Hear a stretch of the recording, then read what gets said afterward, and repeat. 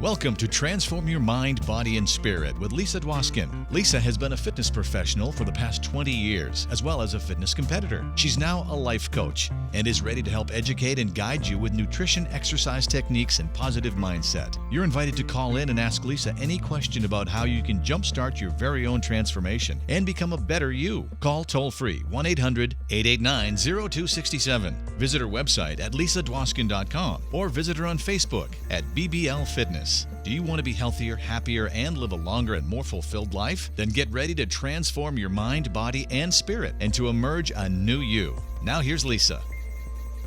Hi, welcome to Change Your Game with Lisa Dwoskin and Mr. Lawrence Taylor. How you doing, Lisa? Good morning. Good morning. I'm the cheerleader. He's the football player. Can't you tell? No, not no more. So thank you all very much for choosing the name of our show. It was up to Facebook and social media, Twitter, Instagram. We left it up to all of you, and you came up with a name, which we love, right? Change Your Game, but that was one of our things we said we were liked in the first place, top right? choices. So, that was ours, and that was theirs. So it was awesome. Hey, guys, y'all didn't really do anything. You know? Yeah, you just helped us. We had to name ourselves. He picked the name, right? Oh, yeah, right. Change the game. And I'm not allowed to say after today that he changed the history of football. This will be the last time I say it, I promise. Thank you. Okay, but I do have to bring one thing up. All my Facebook fans sent me different footage of you, videos of you. There was one that was like 2 minutes long that was so incredible. I watched it like 10 times. And remember I told you I haven't really watched you play football. Right. This was so incredible where you were like coming out from every corner, tackling the people and just bringing them down. I never knew you were that tough. That's what I used to do. But I had no idea. That's part of my job. You know, hey, I thought you were this sweet, gentle, beautiful soul that I know. I'm all of that. Yeah. I'm all of that, but I'm actually an athlete too. Oh my God, but you were like, you were a bad to the bone. Yeah, I've heard it. Oh my God, I was so impressed. I watched it 10 times and the music was cranking like hard rock, techno. It was great. I loved it. Yeah. Very good. It happens.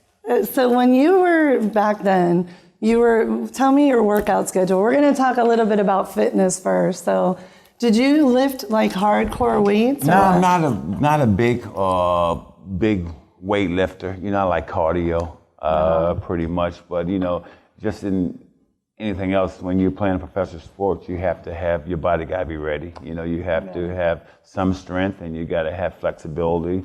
And so those are the things I worked on. But I tell you, I went against some of the greatest players, you know, the football has ever seen. So, you know, pushing them back was enough workout. I tell you, just going out there and playing with these guys and practicing against them, because back in the day when I played, we practiced hard. We hit every day, you know, and it's a challenge every day. So the game has changed a little bit now because of, you know, different aspects, you know, the concussions and stuff like that. So the game has changed, but I mean, it was hardcore exercise. Back in the days, you had to be a warrior to play football. Gosh. You know, it was great. Whatever you were doing it right, because you were like, whoa. I was so impressed. Okay, that's it. I'm done with the football. Okay, I promise. We're good with that. Okay. So let's talk about some topics. What do you want to talk about? You know what? Topics. I just saw up on this thing here about a private space flight. Right. And I'm quite sure that's the guy, guy from the airlines, right? What's his name? Me. I'm the worst at that. Come on, Freddie, Brandon, or whatever his name is. But I tell you what, would I go on a space flight? I don't know. Would you go on a space flight? Oh my gosh. Would you? No, I wouldn't. But see, I love that Star Trek, that Voyager, that all that space stuff. I know. I love all that space stuff. Yes, I would go. I would go in a minute. Afraid to like? Afraid. Oh, I get my ray gun. I have my ray gun with me, boy. I tell you, nobody's messing with me because I'm keeping a lot of ray in my gun. Oh my God, I would be so afraid. I would love to do something like that. I mean, and just to think that there's nobody else out there then that's benign, stupid. You know, because Yeah. there's other races out there and stuff, and I think there's people already here. Yeah, I believe that. But I just believe in that type of stuff. Oh, me too. And where I go, I would love to. Man, I've sit there and sometimes I think about like, when this planet, goes to hell in about like 2 years. Oh, 2 years. And I get on my spaceship and but I want to fly somewhere where, I don't want to see no silly looking people. No silly looking. I want eyes in the right place You would and all just that slam stuff. them down on the ground if you ran into some alien. I tell you, I would be very, very, very nice to Respectful. them. I'd be respectful because I tell you, I would love to do something like that. I think that's Pretty cool. I think that's. But really, see, I really would be cool. so afraid to go in a spaceship and just be like, I get vertigo really bad where I get dizzy if I lie flat on the ground. So to go up in a spaceship, what's that look for? To go up in a spaceship and be like, oh no, I would get claustrophobic.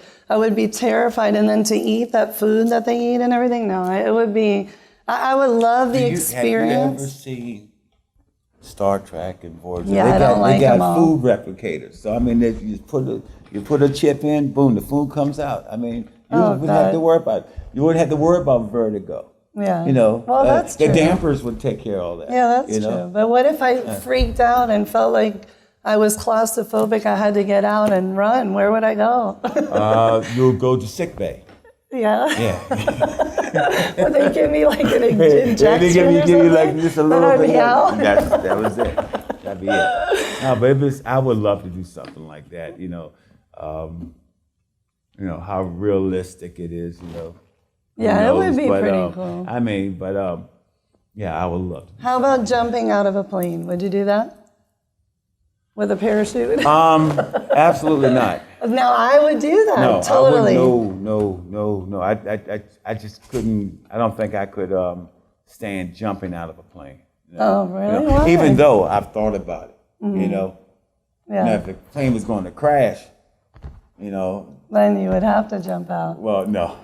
With a parachute. Yeah, with a parachute, yeah. That's about the only way I'm getting out of a perfectly good plane. I'm with a parachute. But I wouldn't want to do something. No, see, I would love that adrenaline rush of jumping out of the plane and just free Yeah, falling. but you like that type of stuff. Because You I'm like free. that. I'm not claustrophobic in a spaceship. Totally different. You that flower girl type, Yeah, it's true. Right? So I could be flying in the clouds and yeah, totally. You're right. No, I wouldn't. No, that would not be me. That would not be me. No. So what other subjects we got here? Okay, you got a good one. I got one. Texting while riding. That's Terrible. a big thing right now. Yeah. Thoughts. Okay.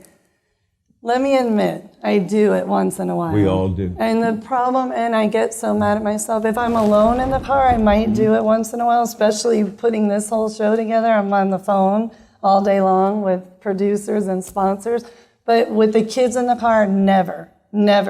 Because they yell at me and they take my phone away from me. Okay. I don't even have You it. have never. Okay, I You have have. never texted. I have in the Okay, past. yes, you have. But Yes, now you they have. really do take my phone. My daughter, she's like 11 going on 30 with my phone.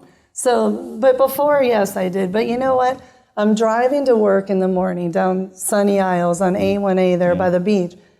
I turn to my right, they're texting. Turn to my left, they're Of course. texting, and they're swaying all over the street. I mean, it really is a terrible thing. So what do? You get on your phone, you text. God, these guys don't know how to drive. That's what you do. No, you want to know what I do? I roll down the window and I look like, what are you doing? I really get upset because people are dying every day over it. No, I really am trying to advocate about stop texting while driving. It's so fun. This guy sent me a pamphlet yesterday. He's the youngest CEO of a telecommunication company. Right. And he came out with a new phone. that will not allow you to text if the car is going more than 10 miles an hour, or you cannot receive a text. Wow, that's awesome. Now, I love that. Well, you will love that, but I don't know how I feel about that, simply because if I'm not driving, why can't I text? So any phone in the car, Any phone not just in the the driver. car. Well, yeah, how would the car know? The driver? car wouldn't know if you're driving Yeah, or not, that's true. but it will not allow you to text while in the car, and I think that's a problem. Well, can you call or can you receive calls? I don't have the phone, but I would think you would be able to call and receive a phone call. Wouldn't that be enough in a car? I think it's Yes, great. yes. I guess that's you're right. But if you're not driving, why can't you text? If you're not driving. Well, it's true, but how would they know who's in the drivers and Yeah, who's I in the understand, passenger? but I would rather have because sometimes I don't really want. You don't want to really call somebody because Right, if you call texting's somebody, easier. man, God, you Yeah, got to they never answer stop every talking. question. Right, I You agree. know, God Almighty. But I would just rather have it where I understand. I mean, that's a two-way sword right there. I understand, but I would rather be able to text. if I have to. I mean, emergency or something, you know, whatever. I guess you could actually call them too, but. Yeah, we have to take a commercial break, but you know what I want to talk about later is how texting takes away human interaction, and maybe it's good not to be able to text. That's good. Oh, it's good to take away human interaction. I don't want to hear nothing. Just put it, spell the words right. That's all I ask. All right, we're going to commercial. We'll be right back. Thanks. Find your place in paradise at the Grand Palms Hotel, Spa, and Golf Resort.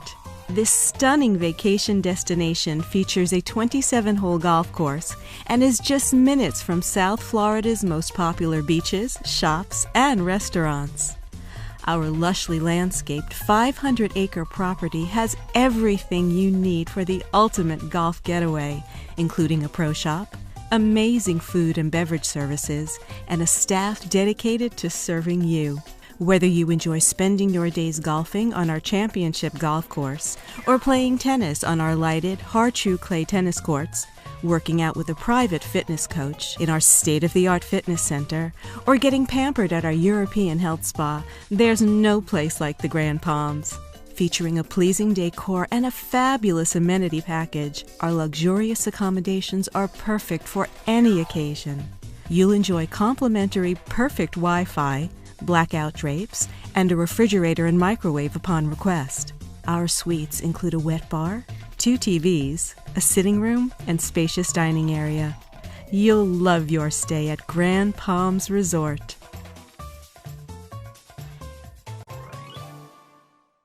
Protecting ourselves against the ravages of Alzheimer's disease was as easy as drinking a bottle of water every day. It's possible. Recent studies at some of the world's leading research universities are showing a strong connection between elevated levels of aluminum in the brain and Alzheimer's disease. Mineral water that is rich in silica, like Fiji or Volvic brand bottled waters, can help flush aluminum from our bodies naturally. So indeed, drinking a bottle of silica-rich water every day has the potential to both prevent Alzheimer's disease and to treat those who have been recently diagnosed with it. Aluminum is toxic to all life forms, and in today's world, we are exposed to over 50 times more aluminum than previous generations. Currently, not only are we seeing more people suffering from Alzheimer's disease, but we're seeing a sharp increase in younger people contracting the disease, and it is progressing more rapidly. Silica is an essential nutrient and provides us with protection from aluminum toxicity, and it's not patentable. That means the big drug companies will make no money from it, and therefore they are unwilling to fund continued research despite its promising findings. But what if preventing Alzheimer's disease really was as simple as drinking a bottle of water? What would it be worth to you and your loved ones to find out? At the Children's Medical Safety Research Institute, they fund research to find causes, cures, and treatments for autoimmune diseases like Alzheimer's that affect all ages. Please visit cmsri.org to find out how you can help. At Pain Care Specialists of Florida, their goal is to provide unparalleled patient care. To do so, they focus on the physical progress as well as the emotional well-being of their patients. With an emphasis on personalized and compassionate yet cost-effective treatment, they individually monitor all of their patients to ensure their continued progress. All patients first undergo a thorough assessment to determine the issues contributing to their pain symptoms. Then, an individualized, comprehensive treatment plan is developed, targeted to their specific problem. Pain Care Specialists of Florida utilizes the most advanced proven technologies in order to help their patients quickly return to work and full productive lives. You don't have to endure pain. Call Pain Specialists of Florida at 954-322-8586. That's 954-322-8586.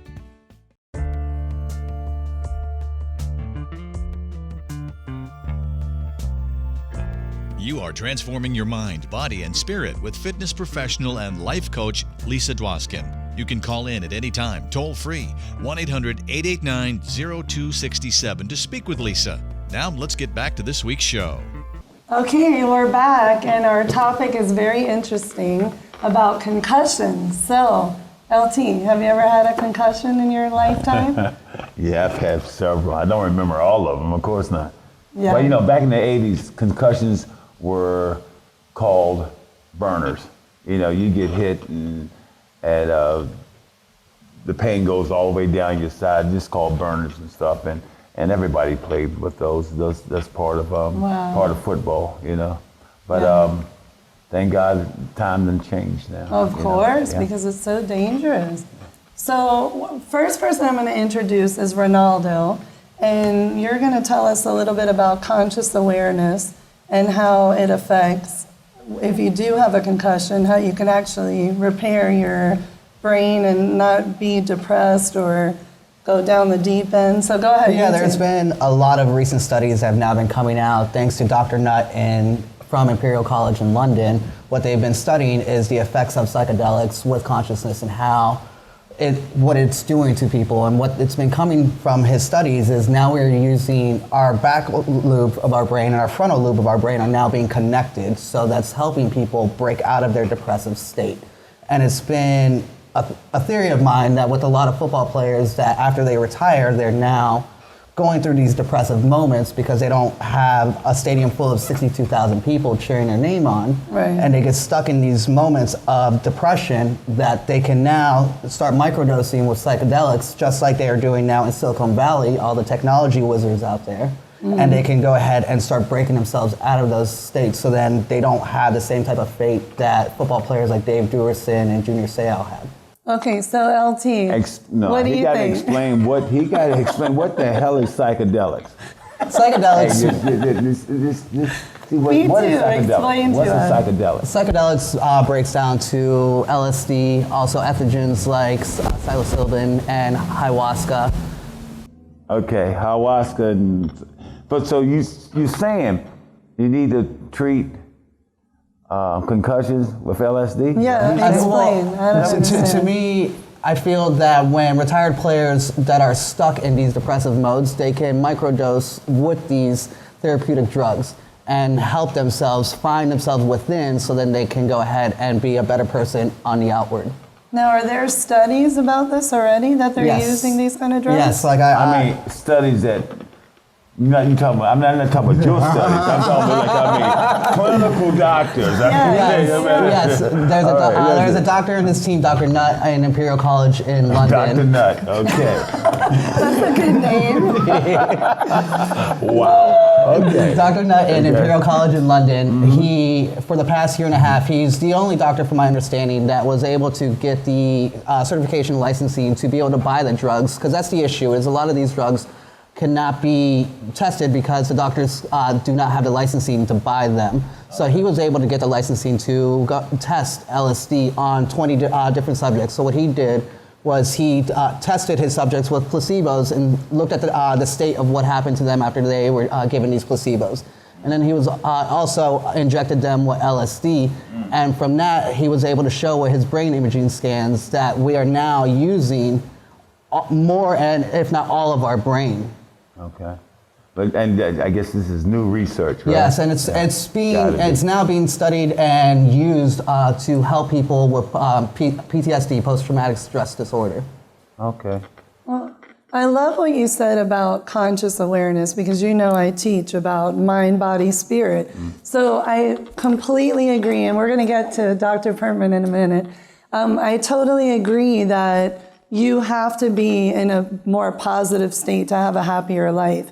And when any athlete or PTSD or anyone goes through depression, you have to somehow find yourself again, love yourself, meditate, exercise, diet, just the way of life to be living in the here and now. So I love that part. No, this is definitely different and new things that are coming out now, but I always refer back to what Einstein said, is that no problem can be solved from the same level of consciousness that created it. So now we have these issues that we know are out there, so we have to start looking at different ways that people can start solving it. So, but what you're saying, I'm just trying to figure it out. So you got medical marijuana nowadays, right? Correct. So you're thinking about going to medical LSD? Yes. Oh my God. Okay. I mean, okay. Okay, wow. let's call Dr. That's pretty. Dr. Pretty wild. Steve Pertman into this conversation. Before we talk about you and what you do, have you heard of any of these studies with LSD? To be honest with you, Lisa, I really haven't. I don't feel qualified to speak to the issue of utilizing psychotropic chemicals for treatment of concussion, especially ones that are still classified as illegal and not medically used. I am really much more a proponent of all the appropriate screening for athletes, from teenagers all the way up through professional athletes, being properly screened before they engage in sports where potentially they could receive a traumatic brain injury, so that we're better able to chart and better able to evaluate the changes moving forward that a single or multiple brain type injuries might cause, which I hope will then lead to more effective understanding of the best ways in which to treat it. Right. See, to me, that's one of the things I find an issue with, is that people are now living in a fear-based mentality, and nobody wants to start studying things and be innovating on different ways to start helping people. It's just we're locked into this way. We have to do things because this is what is classified as being legal, not being legal. But who's to say that this is illegal just because the government thinks that? If it's helping people and it is being proven to help people, I feel that doctors need to start stepping up and actually figuring out how they can make this legal and make it classified so it can be tested, and so they can go ahead and start testing it. I was in Boston a couple of weeks ago to see a neurologist for some problems I was having, and what a great place that is, though. But I did a lot of testing there, for this cat runs here and so on. So they tell you a story, and then all of a sudden you got to remember what the story's all about and stuff. But there got to be a better way to test for CTE, whatever you want to call it. Than just doing paper tests. And I know they do MRI of your brain and stuff like that, but there got to be better ways of testing. Well, there are. I mean, neuropsychologists are specialists in getting the information you're describing, in addition to cognitive testing, which is what you're describing, having a conversation. There are what are called PET scans, which look at the activity going on inside the brain, and other functional tests that are done. In fact, it's the combination of behavioral and feedback from the individual regarding their neurological health and objective testing that's done also, and putting those two things together give the clinician an understanding of exactly what type of brain injury may be residual from the trauma that they received. But if you're suicidal, I'm not saying, hopefully I'm not suicidal, but if you're suicidal, like some of the guys that have died from the NFL, Doerson, Junior Seau, there's been a few of them. Does a brain scan or a neurologist, can he look at you and look at the MRI and say, yes, this guy's suicidal? No. No, I don't think that they can look at a test and say that an objective test like a scan or something like that, it's behavioral. And that's why it's so critically important for athletes that are going to engage in sports or activities where there's a high risk of head injury, that they evaluate these athletes before any injury has occurred, right, so they have a baseline to compare it to, so that if there is not just signs and symptoms, but an impairment, a behavioral change, but that you someone just will be able to notice said behavior, Yes. of course. But yes, being suicidal is a behavior. Yeah, but I understand, at the end of the day, I may not be honest with my behavior. You know, hey, I'm Right, forgetting things. I'm there going. I'm always irritated. I'm always depressed. And listen, somebody else will notice that. Me, I think I'm just living life every day like I usually do. Sure, and this is why the testing and evaluation, what's called the sports concussion assessment testing, which has been adopted by at every level of sports, is designed to have enough consistency in the evaluation process that any other clinician, even one that didn't know you and wasn't there when the first time you were tested, can look at that information and be able to generate an opinion as to whether or not you are moving in a direction where you may have a progressive neurological problem, or worse, be dangerous to yourself. Here's the issue, LT. It's with athletes that have had multiple head traumas. They're now, it's coming out that they're now being developed with chronic traumatic encephalopathy, CTE. And I was able to spend time with Dr. Ann McKee and Chris Nowinski in Boston Medical Center and was able to interview them. What I found out during those interviews was that with CTE, that is a disease that can only be recognized and found out that they have it after death. And that's Wow, and that's a little late. Wow, and that's one of the reasons why, terrible. even Dave Duerson, when he shot himself in the chest, he wrote a note to go ahead and have his brain be tested. And Dr. Ann McKee tested his brain, and it was found out that he had CT. Same thing with Dave Mirra, that it just came out a couple days ago. He shot himself, got an inflicted wound back in February, and it just came out months later that he had CTE. And that's why with psychedelics, those are tools that I feel can be used that can help people before they get to that moment. But how So you would saying they help? I'm sorry, but you saying that the only way that you can diagnose CTE is after you're dead? Yes, sir. There's no way that can be diagnosed beforehand. But with the use of psychedelics, how would that help before death? Well, by breaking through that wall of depression that what psychedelics are doing, and it's giving people more enlightenment and awareness and brings them to a state of bliss, and it gives you a way to start recognizing the world in a different way, so you're not stuck in that depressive mode, and you won't be stuck in that state where you start questioning whether or not you want to go ahead and harm yourself. It brings you to a whole new awareness of the world. So, but you're gonna tell me that using psychedelics is not harmful to the I'm not a brain? doctor, That's but I've impressive. used psychedelics many times. I've just become enlightened just by you saying that. Wait, you haven't? Has it helped you in your life? Well, yeah, and it's like even here in South I like Florida, in South Florida, we have a spiritual art community that uses psychedelics as we get together, so we can be more aware of each other and an understanding of who we are inside. And that's how people are helping themselves, because in order to help yourself, you have to go within.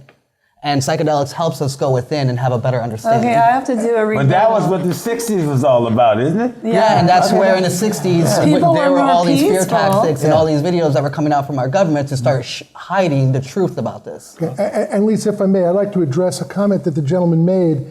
It's not that the medical community is completely shut down and closed-minded about being able to use things that were never used before in order to investigate and develop new strategies to create things. It's just that the combination of proper assessment, evaluation, diagnosis, understanding the nature of what needs to be treated is an important avenue on your way to deciding what new or creative treatments might be most appropriate. So it's not that there's never a place for investigating things that were never investigated before.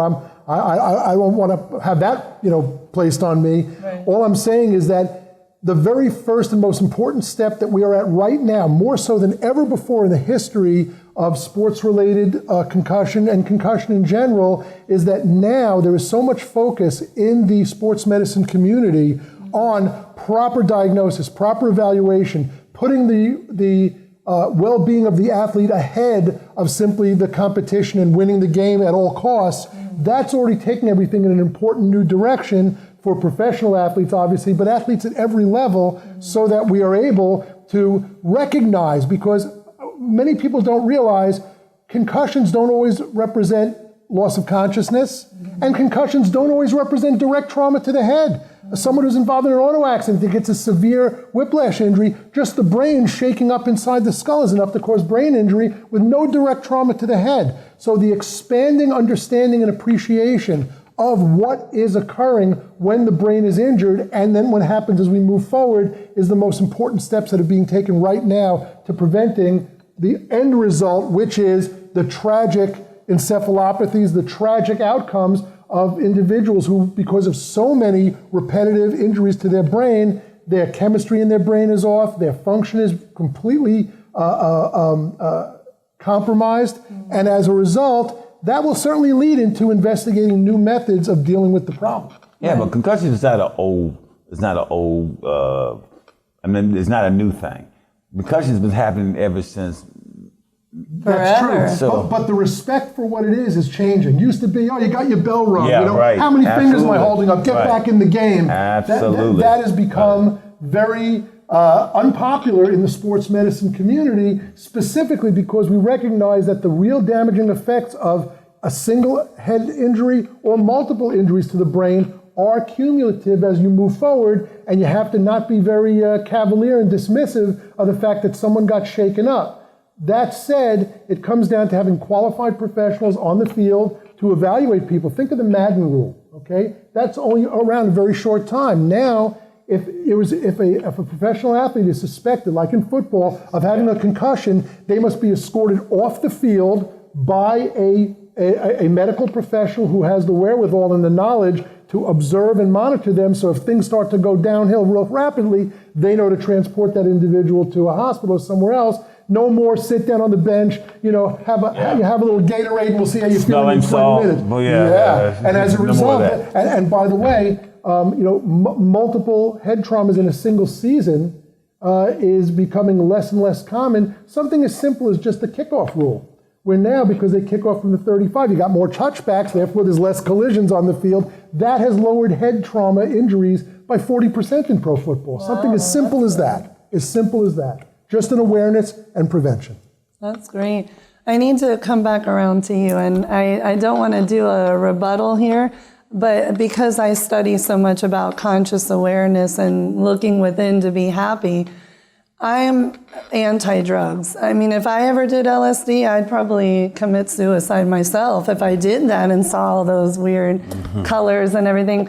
But now, if you have a depressed person who has head trauma and who has injuries or CTE, then I could say what you said earlier, that the psychedelics could help you go within and find your inner happiness. But a person with not so severe, but a little severe, to do that is kind of extreme, don't you think? I mean, I would do meditation or exercise. Not at all, because I look at ethogens, and that is something that was used by, and when I say ethogens, I'm talking about psilocybin. I'm not talking about LSD because that's man-made. I'm talking about ethogens come from the ground. It comes from diet. Of course. So to me, that is something from ancient times that was being used in the spiritual world. And if it was fine for them now, it's fine for us now. It's fine for us now. And there's nothing that's been proven that these drugs are affecting us. It's just we're being told that they're bad for us because that's what the government wants us to think. Okay. Okay, we're going to go to a commercial break. We'll be right back. Find your place in paradise at the Grand Palms Hotel, Spa, and Golf Resort. This stunning vacation destination features a 27-hole golf course and is just minutes from South Florida's most popular beaches, shops, and restaurants. Our lushly landscaped 500-acre property has everything you need for the ultimate golf getaway, including a pro shop, amazing food and beverage services, and a staff dedicated to serving you. Whether you enjoy spending your days golfing on our championship golf course or playing tennis on our lighted, hard-chew clay tennis courts, working out with a private fitness coach in our state-of-the-art fitness center, or getting pampered at our European health spa, there's no place like the Grand Palms. Featuring a pleasing decor and a fabulous amenity package, our luxurious accommodations are perfect for any occasion. You'll enjoy complimentary perfect Wi-Fi, blackout drapes, and a refrigerator and microwave upon request. Our suites include a wet bar, 2 TVs, a sitting room, and spacious dining area. You'll love your stay at Grand Palms Resort.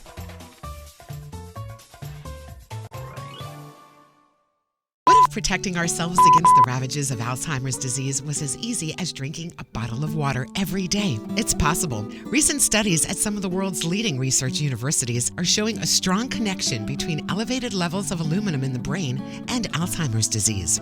Mineral water that is rich in silica, like Fiji or Volvic brand bottled waters, can help flush aluminum from our bodies naturally. So indeed, drinking a bottle of silica-rich water every day has the potential to both prevent Alzheimer's disease and to treat those who have been recently diagnosed with it. Aluminum is toxic to all life forms, and in today's world, we are exposed to over 50 times more aluminum than previous generations. Currently, not only are we seeing more people suffering from Alzheimer's disease, but we're seeing a sharp increase in younger people contracting the disease, and it is progressing more rapidly. Silica is an essential nutrient and provides us with protection from aluminum toxicity, and it's not patentable. That means the big drug companies will make no money from it, and therefore they are unwilling to fund continued research despite its promising findings. But what if preventing Alzheimer's disease really was as simple as drinking a bottle of water? What would it be worth to you and your loved ones to find out? At the Children's Medical Safety Research Institute, they fund research to find causes, cures, and treatments for autoimmune diseases like Alzheimer's that affect all ages. Please visit cmsri.org to find out how you can help. Use of the following audio file without express authorization is prohibited. At Pain Care Specialists of Florida, their goal is to provide unparalleled patient care. To do so, they focus on the physical progress as well as the emotional well-being of their patients. With an emphasis on personalized and compassionate yet cost-effective treatment, they individually monitor all of their patients to ensure their continued progress. All patients first undergo a thorough assessment to determine the issues contributing to their pain symptoms. Then, an individualized, comprehensive treatment plan is developed, targeted to their specific problem. Pain Care Specialists of Florida utilizes the most advanced proven technologies in order to help their patients quickly return to work and full productive lives. You don't have to endure pain. Call Pain Specialists of Florida at 954-322-8586. That's 954-322-8586.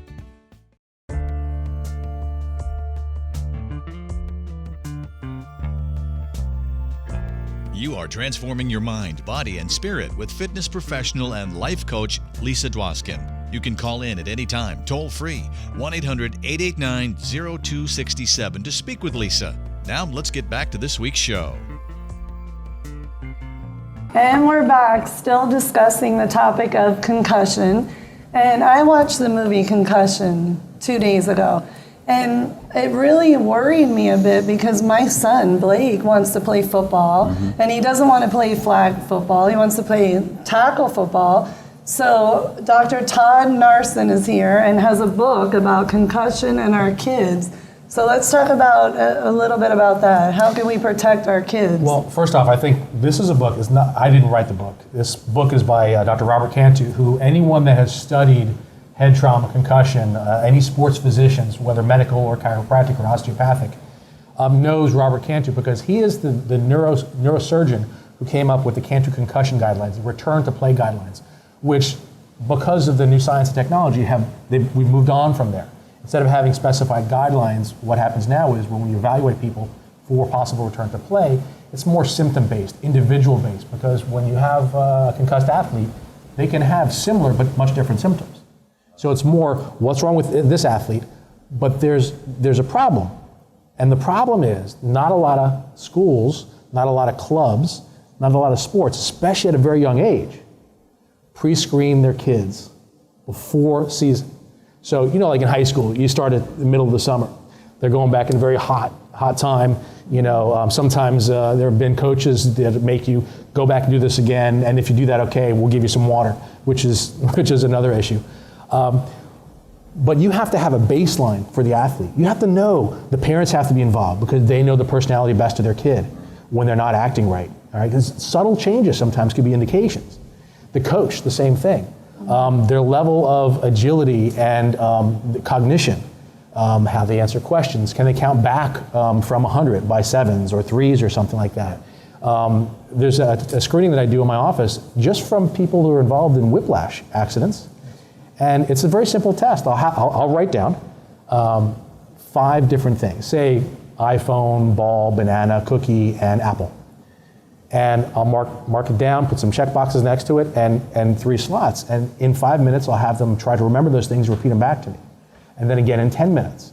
And the more items that fall off that list means that they got their walnut rattled. And what that shows is that their brain suffered some kind of a trauma and is inflamed, and certain parts of their brain are impaired. And it's very important to set down a baseline so you know your athlete, what they're capable of and what they're not capable of, so that later on in the season, if they do get their bell rung, that you can compare that to the baseline. Yeah, and then you can start. And that's the problem. And one of the big problems is that a lot of, especially Little League teams, some high school teams, they don't have certified athletic trainers, which is horrible. Oh, wow. And that's your first line of defense. Now Steve and I are trained to be sideline physicians. We prefer to be part of a team of sideline, a sports medicine team on the sideline, consisting of an athletic trainer, a sports chiropractor, sports medicine physician, orthopedist and stuff, because we all have our specialties and they add to the team. And an EMT. Yeah. For transport. Exactly. You always want to make sure you have the paramedics, on call right there, because sometimes things happen. And you need to be able to assess that person before, during, and as well as following up afterwards for return to play purposes. But one of the most valuable tools is something that Dr. Perman mentioned earlier was a SCAT form. It's a standardized concussion assessment tool. And you have to get one with every preseason physical.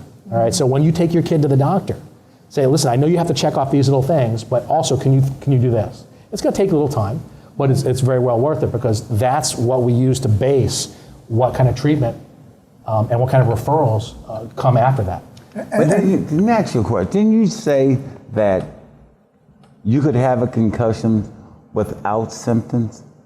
Did you say that? Well, without direct trauma, you said. What I said is you don't have to have a direct blow to the head or loss of consciousness to have a concussion. Okay. There's usually going to be signs and symptoms associated with it because it is a neurological injury. Mm-hmm.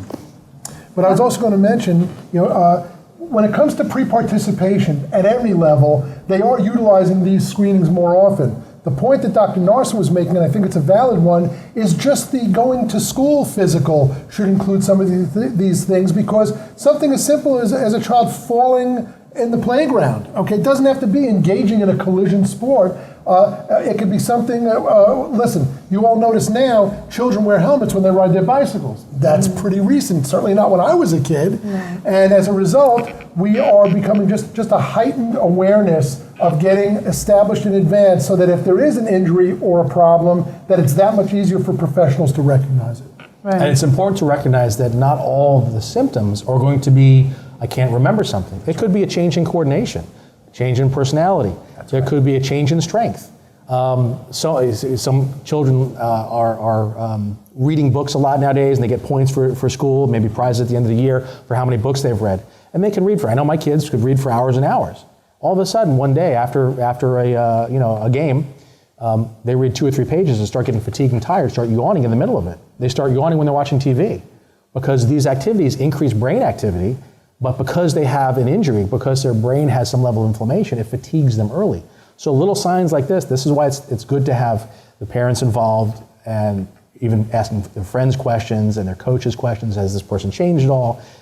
Like Dr. Perman mentioned, some coordination issues. They're falling more. They lost their balance and so forth. So it's important to really get, and that's what this SCAT form does, gets a good general, well-rounded assessment of what this player is like, both physically, emotionally, cognitively, so forth.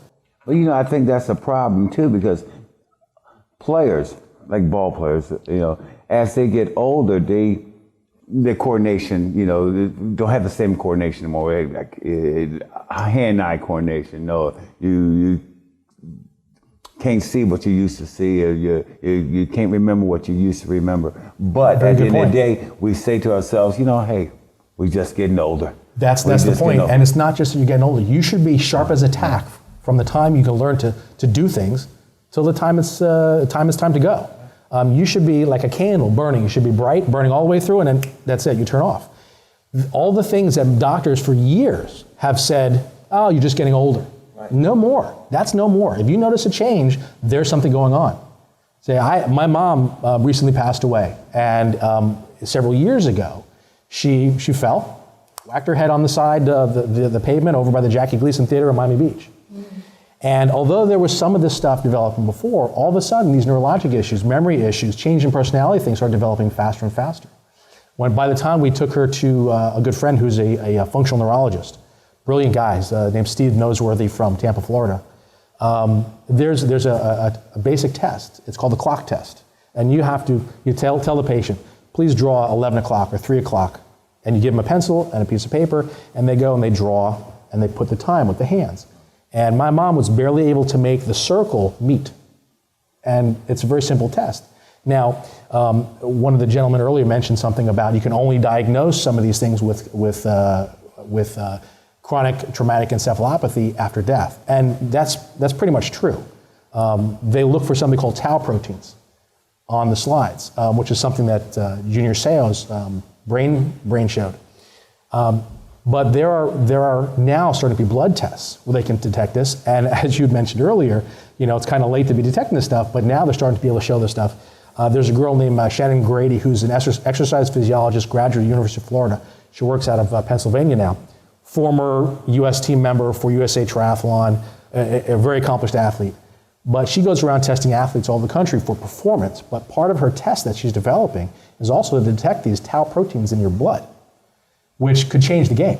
That could be regular screening. Yeah, before you die, that's great. Yeah, it'd be best to know about your problem before you die, so you can potentially help them. Yeah, it would help. And I'd like to address one thing you mentioned, Lawrence, and that is that you say, well, gee, some people just deteriorate. The question that arises is it ominous? Is it obviously interfering with somebody's activities of daily living? Are the people you interact with noticing something that's a fairly significant change? That should raise a red flag. That should say, wait, maybe we need to take a little better look at this because it's interfering with lifestyle. The other point I wanted to make goes back to the last guest who was putting forth what one would think would be a bit of a radical idea of utilizing psychedelics for altering brain chemistry.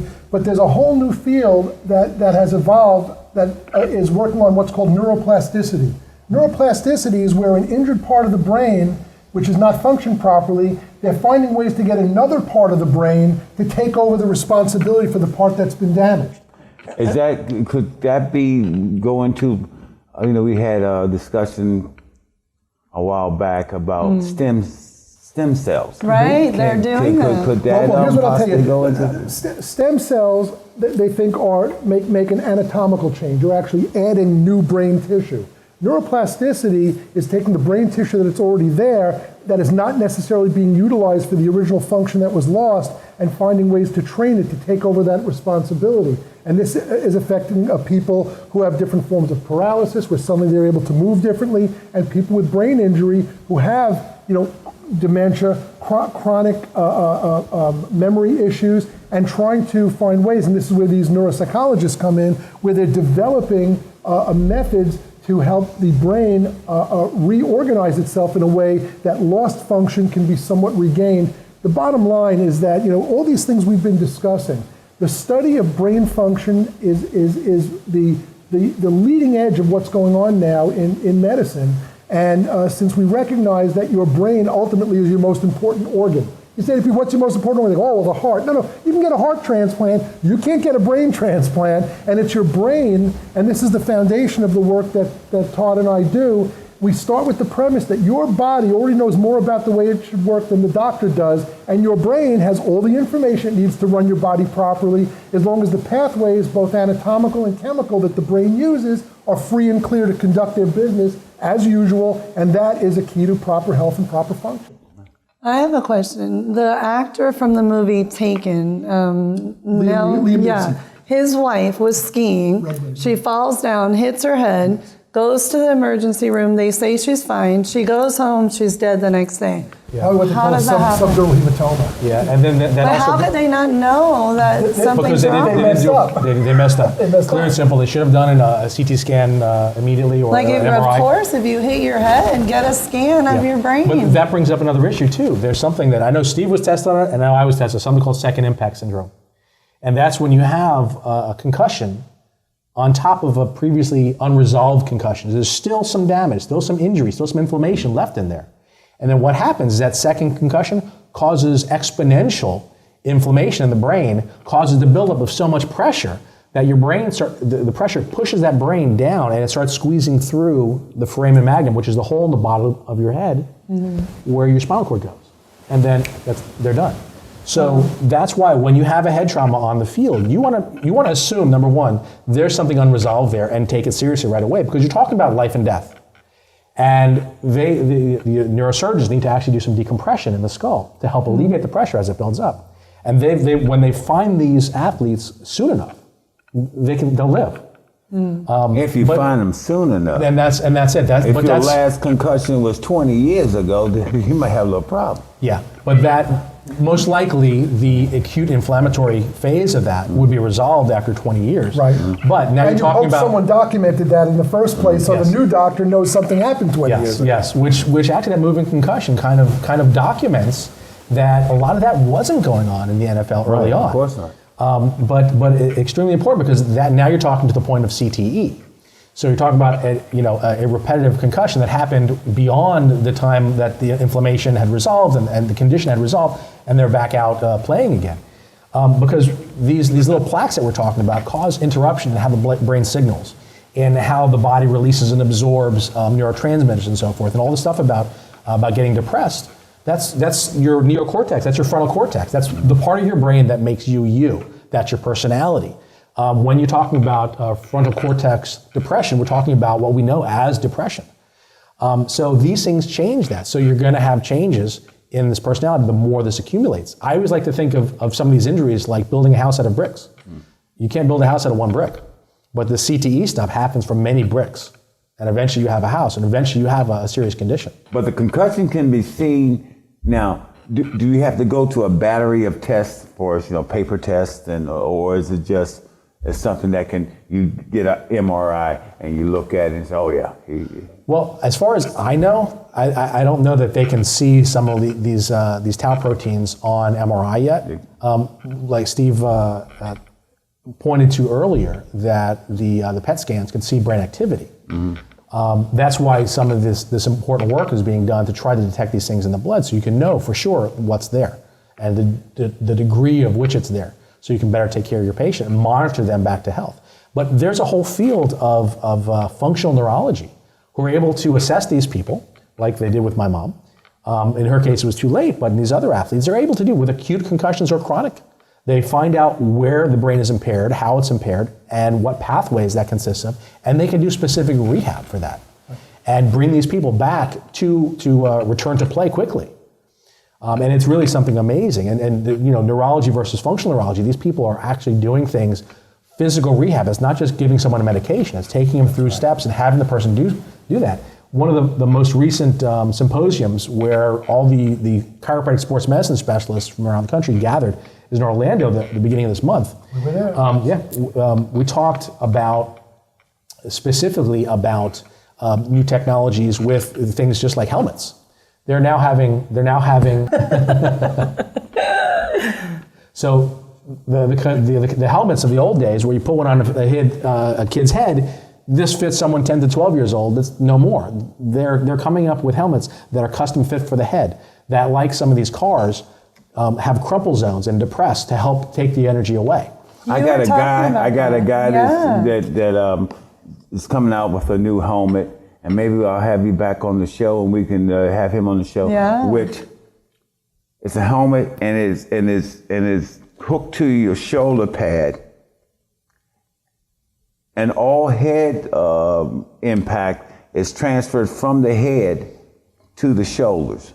I mean, and maybe you can look at that and see if that makes sense. Yeah, it does make sense. It's reducing the acceleration forces, the G forces that get transmitted to the brain and injures it when it impacts the inside of the skull. It's very, very, very important stuff. And in fact, the whole industry of protective equipment for athletes has exploded, even down to kids who are playing collision sports, as I mentioned, you know, whether it's football, whether it's hockey, whatever it is, ones in which they are likely to take an injury to the head. Now it's being taken much more seriously, that you don't just throw anything on. You make sure that it's properly fitted to the athlete, and that's critical in avoiding injury.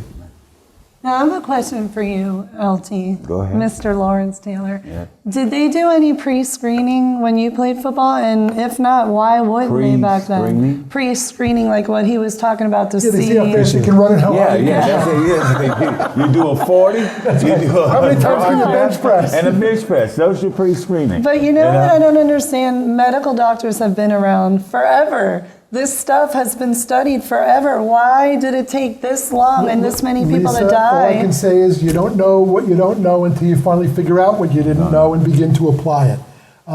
You know, it's important that it's being worked on now. You know, looking back is, you know, driving from the rearview mirror, you know. There's a great saying in the Orient. They say the best time to plant a tree is 20 years ago, but the second best time is now. So here we are now, and here we are making the changes, hopefully moving forward for athletes. Okay, perfect. And we have about 2 minutes left. So where can people reach you if they need to come and see you with these symptoms? Well, again, my practice is in West Boca Raton, Florida, and I do not have a head trauma specific practice. I'm a sports chiropractor. I work with athletes, and but in fact, I have a good network of other types of physicians, neuropsychologists, neurologists, neurosurgeons, that are part of the support team, and everyone working together is what gets the best possible outcome for an injured athlete. Okay, perfect. And you're in Miami I'm in Miami Beach. Beach. People can find me on the internet at drnarson.com or naturalsportsmedicine.com.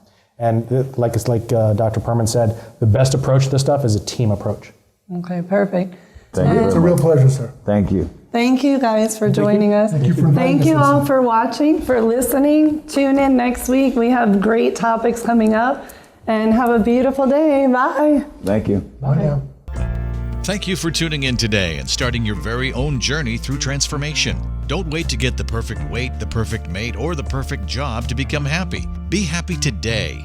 Lisa will continue to help guide you weekly to become more mindful and to live in the now. Feed your body healthy and nutritious foods. Get your body moving. And feed your mind with positive affirmations. With a positive mind, your body will react accordingly. Be here next Sunday or visit her website at any time at lisadwoskin.com. Till then, remember, believe and you will achieve greatness.